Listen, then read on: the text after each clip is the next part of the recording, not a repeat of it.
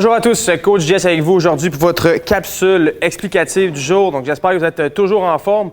On a des super belles journées avec nous toute la semaine, donc du gros soleil. C'est pour ça que j'ai toujours mon chapeau sur la tête pour ne pas attraper trop de coups de soleil. Même à l'intérieur, le soleil m'attaque. Donc ce qu'on va faire aujourd'hui, le workout, je l'ai appelé The 100. Pourquoi? Parce qu'on va cumuler plusieurs mouvements à défaut de 100 répétitions chaque pendant le workout. Donc, ça va être un 5 rondes de 5 mouvements différents avec 20 reps par mouvement pour compléter 100 répétitions au total de chacun des mouvements. Donc, ce que vous allez avoir besoin comme matériel, c'est simplement vous, votre corps et un merveilleux dumbbell ou un objet que vous avez sur la main. Donc, quelque chose de super simple, mais quelque chose qui va quand même être assez efficace pour le training et surtout avec la chaleur et le soleil si vous êtes à l'extérieur ou peu importe. Donc, une bonne sweat session là, pour votre journée aujourd'hui. Donc, ce qu'on va avoir à faire aujourd'hui, premier mouvement, les goblet squats. Donc, vraiment, tous des mouvements de base qu'on voit quand même depuis un bon moment déjà. Donc, des goblet squats, des hand release push-ups, on va avoir des one-arm deadlift, on va avoir des sit-ups et des one-arm renegade rows. Donc, renegade row, ce qu'on vient tirer de chaque côté habituellement, mais cette fois-ci seulement à un bras. Donc, une main va être au sol pendant qu'on va compléter les répétitions d'un côté et on va changer par la suite de l'autre côté. Évidemment, on va avoir une petite activation. Donc, le workout est relativement assez long. Donc, l'activation va prendre environ 5 à 6 minutes. On va vraiment simplement compléter 3 petits rounds. Seulement faire les mouvements qu'on a complétés pendant le training. Donc, 5 répétitions par mouvement en répétition pendant 5 à 6 minutes. Et comme je disais à l'habitude, créer du mouvement. Donc, peut-être vous faire un petit stretch dynamique avant la période. Donc, quand vous avez des tensions, vous sentez qu'il y a une partie qui bouge peut-être moins bien là, qu'à l'habitude, donc les épaules, les hanches, peu importe. Donc, on s'assure qu'on crée du mouvement avant de compléter l'entraînement pour s'assurer qu'on est confortable dans tout ça. La première ronde, en fait, devrait, si vous sentez que vous n'êtes pas très réchauffé, vous pouvez en faire plus, mais la première ronde, avec les mouvements de base qu'on a, devrait vous warm-upper très, très bien. Et par la suite, ça va simplement être de poursuivre les 4 prochaines rondes en gardant la constance parce que c'est la clé, évidemment. Donc, je vais vous montrer, en fait, les mouvements du training qui, par défaut, vont être les mouvements du warm-up aussi, donc simplement en préparation. Et par la suite, je vais vous souhaiter un bon training. Et à la prochaine. Restez aussi à l'affût. Il y a de bonnes choses qui s'en viennent prochainement pour le Tonic Home. Donc, restez connectés avec nous. Donc, ce qu'on va avoir pour un mouvement, 5 rondes, 20 goblet squats. Donc, je vais prendre mon dumbbell, je l'attrape par la tête du haut. Je prends ma position de squat habituelle, j'ouvre mes hanches légèrement vers l'extérieur pour que mes genoux traquent vers mes orteils et je vais venir m'asseoir dans une belle position squat, comme c'est ici. Donc, je brise mon parallèle et ensuite, je remonte en extension complète. Donc, un mouvement de dumbbell. Je dépose, je vais faire un mouvement bodyweight, donc le hand release push-up. Donc, position planche sur les mains, chest au sol, je décolle mes 2 mains du sol et je termine en extension complète à chacune des répétitions. Et évidemment, comme à l'habitude, on peut le faire aussi sur les genoux. Donc, 100 répétitions à défaut de 20 par ronde, c'est beaucoup de reps.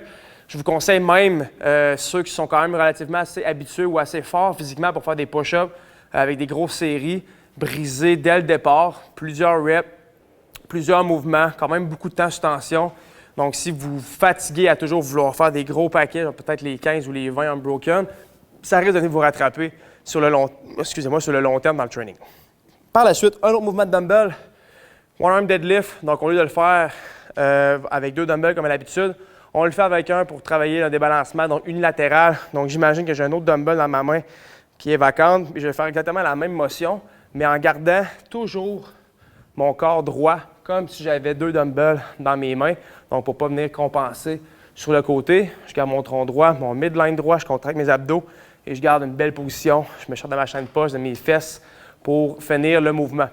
Par la suite, un autre mouvement bodyweight. Donc, dumbbell, bodyweight, sit-up. Donc, je me couche au sol, mais en fait, je m'assois. Je vais coller mes pieds ensemble. Je vais reacher le sol avec mes mains, d'un élan dynamique.